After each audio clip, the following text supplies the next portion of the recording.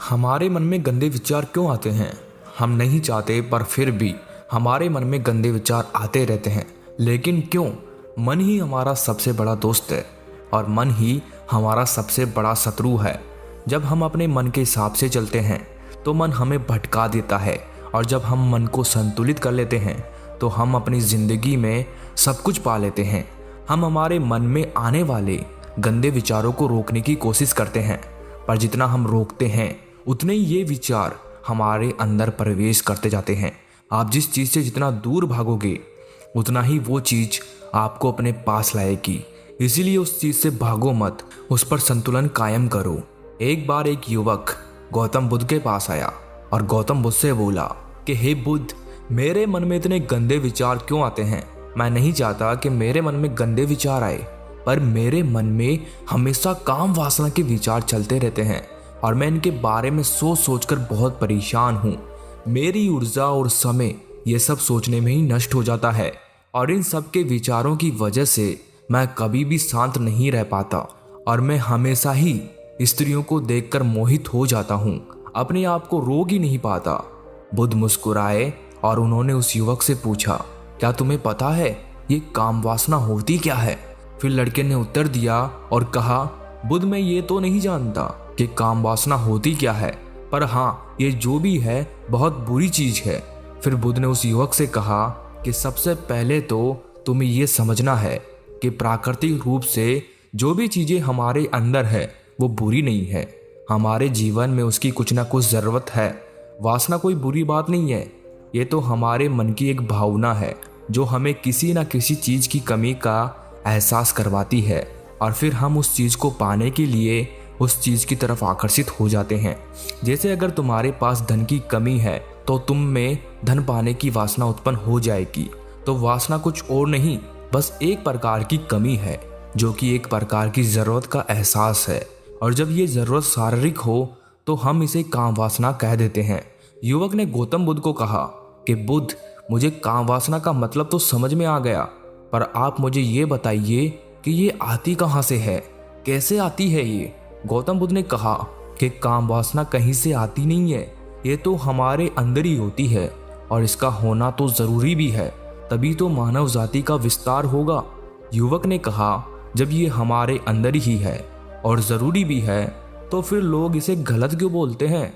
बुद्ध ने कहा कि यही तो समस्या है, लोगों ने काम वासना को गलत तरीके से सोच लिया है, इसे छिपाने की दबाने की कोशिश करते हैं। काम वासना गलत नहीं है, बल्कि काम वासना का गलत तरीके से प्रयोग करना गलत बात है। लोग जिससे प्रेम करते हैं बस उसी के लिए जीने लग जाते हैं, उसे पाना ही अपना लक्ष्य बना लेते हैं और उसी के बारे में हमेशा सोचते रहते हैं, पर यह सब गलत है। बुद्ध ने युवक से कहा, क्या तुम्हें पता है जानवरों में भी काम वासना होती है? युवक ने उत्तर दिया, हाँ बुद्ध, जानवरों में भी काम वासना होती है, क्योंकि जानवर भी तो आखिर अपनी पीढ़ी को आगे बढ़ाएंगे। बुद्ध ने कहा, तो फिर हम जानवरों की काम वासना को गलत क्यों नहीं कहते? युवक ने कहा, मुझे नहीं पता महात्मा, आप ही मुझे बताइए। गौतम बुद्ध ने कहा कि जानवर अपनी काम वासना का प्रयोग आनंद प्राप्ति के लिए नहीं करते, वो तो सिर्फ संतान उत्पन्न करने के लिए काम वासना का उपयोग करते हैं। जानवरों को प्रकृति ने इतनी समझ नहीं दी कि वो काम वासना को अपने सुख का आधार बना सके, जबकि मनुष्य अपनी समझ के बलबूते पर प्रकृति में पाई जाने वाली प्रत्येक वस्तु को अपने सुख के लिए प्रयोग करता है। हम इंसानों ने ही काम वासना को अपने सुख का साधन बना लिया है, जबकि प्रकृति ने तो हमें अपने वंश को आगे बढ़ाने के लिए दिया था, लेकिन इंसानों ने इसे अपने जीवन का परम लक्ष्य बना रखा है, और इस तरह से काम वासना का बेलगाम हो जाना गलत है। युवक ने बुद्ध से पूछा, महात्मा जी, ये काम वासना हम पर हावी क्यों होती है, क्यों ये बेलगाम हो जाती है? तब गौतम बुद्ध ने कहा कि सुनो, अब जो मैं तुम्हें बताऊंगा उसे तुम ध्यान पूर्वक सुनना।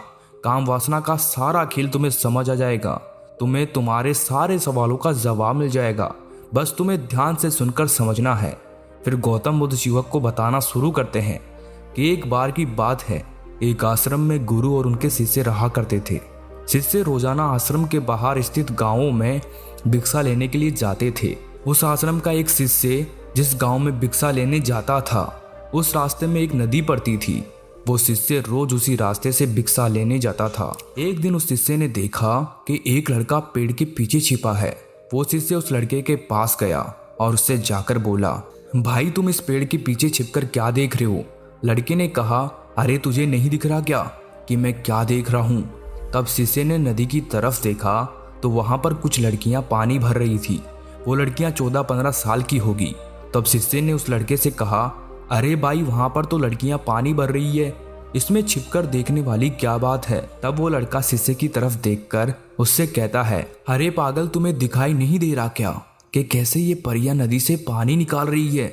जरा उनकी अदाओं को तो देखो, उनके कोमल शरीर को देखो, उनकी पतली कमर मटके को उठाते समय बल खाती है और उनके बाल उनकी कमर पर कैसे लहरा रहे हैं, मानो सुंदरता बिखरी पड़ी हो। शिष्य ने फिर नदी की तरफ देखा और इस बार वो शिष्य देखता ही चला गया। अभी तक तो उसे कुछ भी नजर नहीं आ रहा था और वो बिल्कुल निर्भय था। उसे किसी भी बात का कोई डर नहीं था।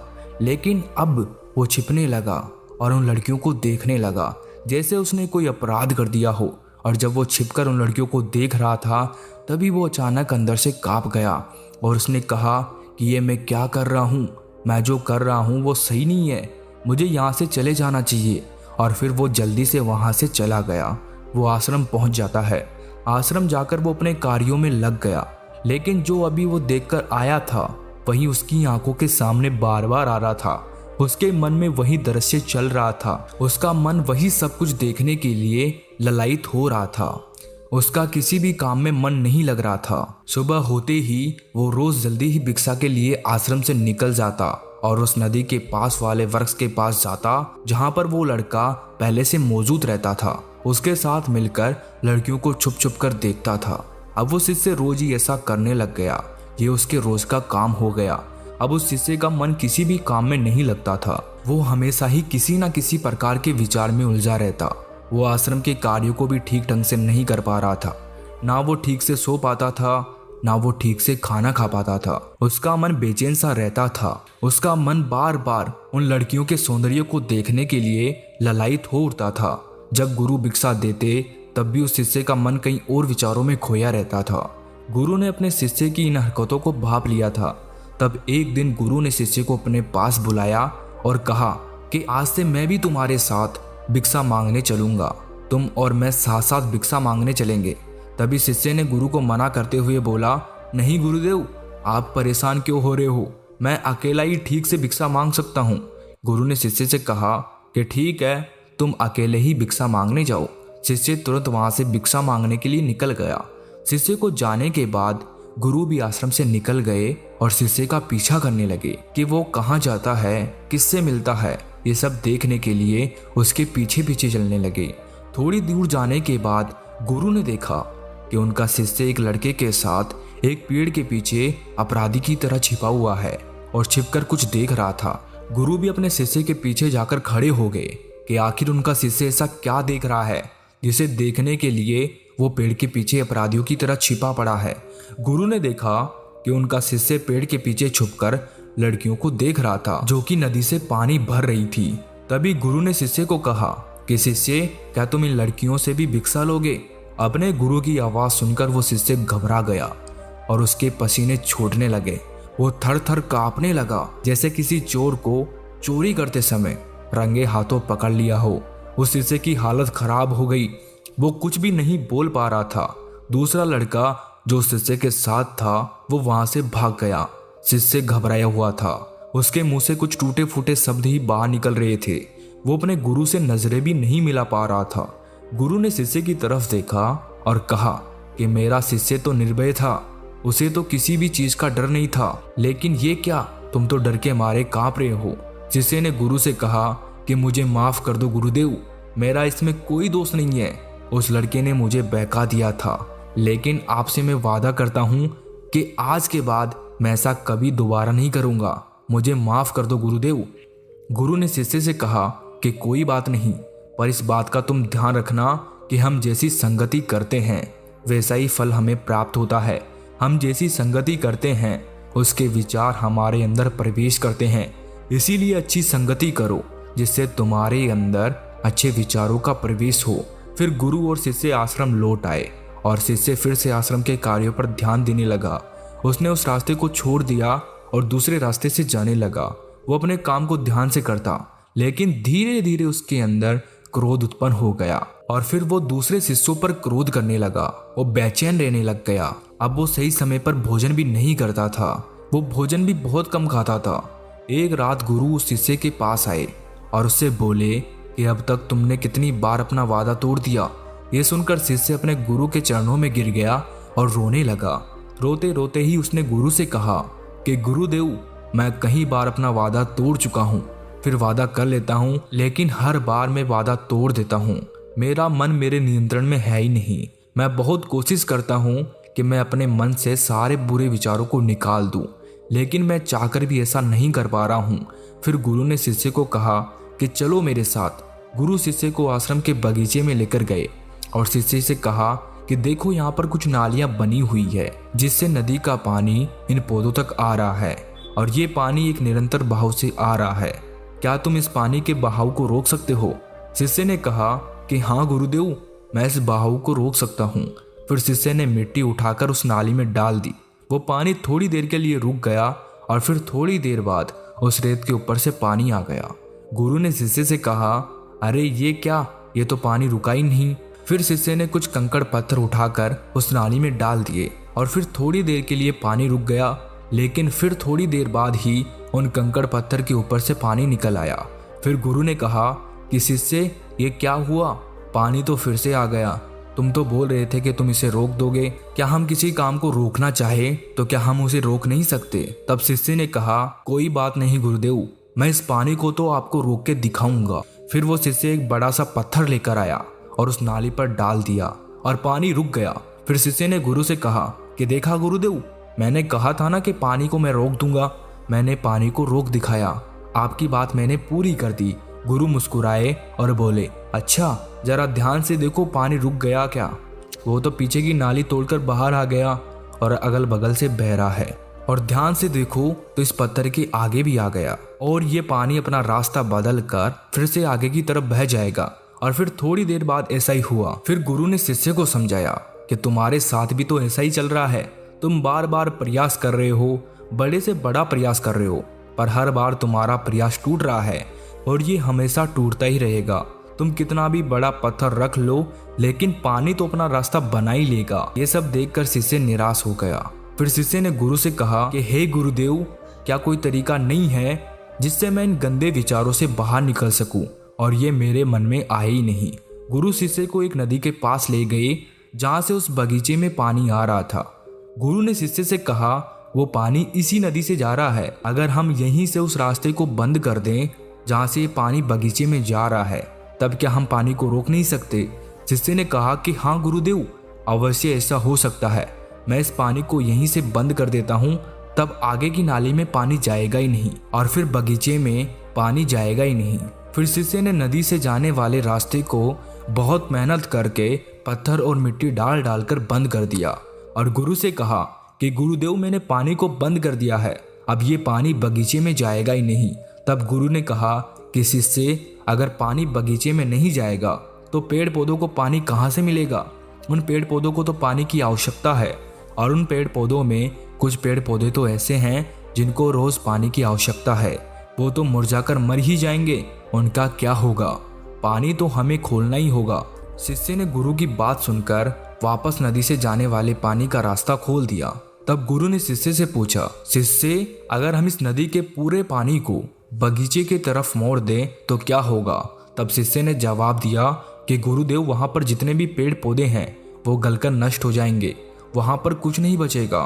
फिर गुरु मुस्कुराए और बोले, तुम इस बात को समझो कि हमें किसी भी चीज को रोकना नहीं है, बस हमें हमेशा संतुलन बनाए रखना है। कम पानी से भी पौधे नष्ट होते हैं और ज्यादा पानी से भी पौधे नष्ट होते हैं। हमारा जीवन संतुलन से ही चलता है। गुरु ने शिष्य से कहा कि अगर मैं तुम्हें कुछ कहूँ कि तुम आम के बारे में मत सोचो, तो तुम्हारे मन में सबसे पहले किसका चित्र आएगा? शिष्य ने कहा कि गुरुदेव, मेरे मन में तो पहला चित्र आम का ही आएगा। गुरु ने कहा कि जब हम गंदे विचारों को जबरदस्ती रोकने का प्रयास करते हैं तो वो और मजबूती के साथ हमारे अंदर प्रवेश करते हैं, हमारे अंदर उठते हैं। इसीलिए हमें उन्हें कभी भी दबाने की कोशिश नहीं करनी चाहिए। फिर गुरु ने शिष्य को समझाते हुए कहा कि हमारे गंदे विचार बुरे लोगों की संगति करने की वजह से भी आते हैं। कई बार क्या होता है कि कामुकता हमारे अंदर होती नहीं है, लेकिन कुछ अश्लील लोगों के साथ रहने की वजह से ये हमारे अंदर हावी हो जाती है। फिर शिष्य ने कहा कि गुरुदेव आप सही कह रहे हैं, मैं अपने मार्ग से भटक गया था। फिर वो शिष्य उस रात बहुत ही चैन की नींद सोया। सुबह अपने कार्यों को पूरे मन से किया और फिर सुबह वो भिक्षा लेने के लिए उसी रास्ते से गया जहां वो लड़का आज भी पेड़ के पीछे छिपकर उन लड़कियों को देख रहा था। वो शिष्य उस नदी पर गया जहां वो लड़कियां पानी भर रही थी। उसने उन लड़कियों से पानी मांगा। उन लड़कियों में से एक लड़की ने उसे पानी पिलाया और उस सन्यासी शिष्य के चरण छुए। शिष्य ने उसे आशीर्वाद दिया कि तुम्हारा कल्याण हो। शिष्य का मन सकारात्मक ऊर्जा से भर गया। उसके चेहरे पर मुस्कान आ गई थी, जैसे कि उसे कुछ खोया हुआ वापस मिल गया हो। वो वापस अपने रास्ते से जाने लगा। तभी पीछे से वो लड़का आ गया जो पेड़ के पीछे छुपा हुआ था। वो शिष्य के पास आया और बोला कि क्या बात है, आज तो तुमने नजदीक से दर्शन कर लिए, तुम तो मुझसे भी आगे निकले। तब शिष्य ने कहा कि हम हमेशा दूसरे के दर्शन करने में ही व्यस्त रहते हैं, अपने दर्शन कर ही नहीं पाते। तुम कब तक इस पेड़ के पीछे छुपते रहोगे? किसी को पसंद कर लो, उससे बोल दो। अगर वो भी तुम्हें पसंद करती है तो शादी कर लो, पर उससे पहले तुम कुछ बन जाओ, अपने आप को पहचान लो। ऐसे अपना समय बर्बाद मत करो। फिर वो लड़का रोज उस शिष्य से मिलने लगा और उस लड़के ने नदी पर जाना छोड़ दिया और फिर वो लड़का अपने जीवन में कुछ बनने के लिए संघर्ष करने लगा। तो तुमने देखा संगति का असर क्या होता है। अपनी संगति बदलो, अपने विचार बदलो। बुद्ध ने युवक से पूछा कि क्या तुम्हें तुम्हारे सारे सवालों का जवाब मिल गया? तब युवक ने कहा कि हाँ महात्मा जी, आपका बहुत बहुत धन्यवाद।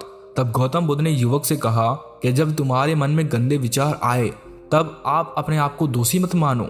ये शरीर है और ये सब इसने हजारों वर्षों से सीखा है।